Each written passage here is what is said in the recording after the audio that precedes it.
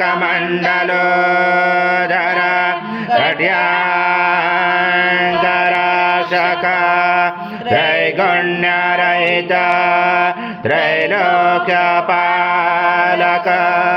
विश्वनायक भक्तवत्सल कलियुगे श्री स्वामी समर्थावतारदा रकपायिमां ब्रह्मानन्दं परमसुखदं केवलं ज्ञानमूर्ति द्वन्द्वातीतं गगनसदृशं तत्त्वमस्यादिलक्ष्यम् एकं नित्यं विमलमचलं सर्वदेशाक्षिभूतं भावातीतं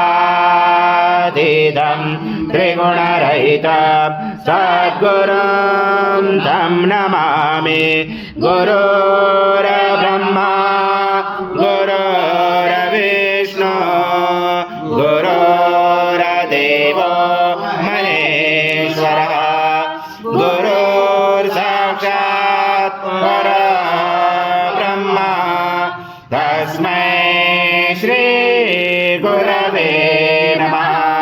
हरि ओं देवताभ्यो नमः।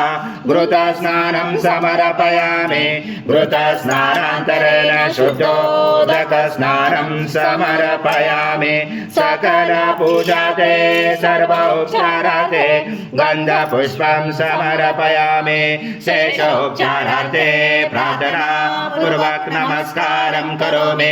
ॐ जगदं तजो जायते सर्वं जगदं तद्वतिष्ठते सर्वं जगदं तैलमेषते सर्वं जगदं च प्रत्यते त्वं भूमिरापो नलो निलो नमः त्वं चत्वारि वाक्पदानि त्वं गुणत्रयातीता त्वं देहत्रयातीता त्वं कालत्रयातीता त्वं मूलाधारस्थितोऽसि त्वं शक्तिरात्मका त्वं योगिनाधायते नित्यं त्वं ब्रह्मा त्वं विष्णु त्वं रुद्र त्वं इन्द्र त्वं अग्निः त्वं वायुः त्वं सूर्यः त्वं चन्द्रमः त्वं ब्रह्म पूर्वोत्तरम् अनादि परमध्यार वरादि तदनन्तरम् अनुस्वार परतरार्धे तुलसितं तारेण रुचितम् एतत्त्वमनुस्वरूपम् अकार पूर्वरूपम् अकारो मध्यमरूपम् अनुस्वार शान्तरूपम् बिन्दुरुदरूपम् नादसन्धानं सहिता सन्धि सैषा गणेश विद्या गणगणदृश्येन चोद्गायत्री चन्द्रा गणपति देवता ॐ गणपते नमः। एकदन्ताय विद्महे वक्रतुण्डाय धीमहि तन्नो दन्ती प्रचोदयात्। ॐ पूर्णब्रह्माय विद्महे परमहंसाय धीमहि तन्नो स्वामी प्रचोदयात्।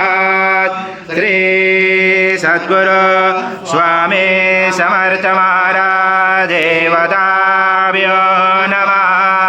मंत्र पुष्पांजलि समर्पयामि। अवणं सद्गुरु स्वामी समर्थ महाराज देवताभ्यो नमः।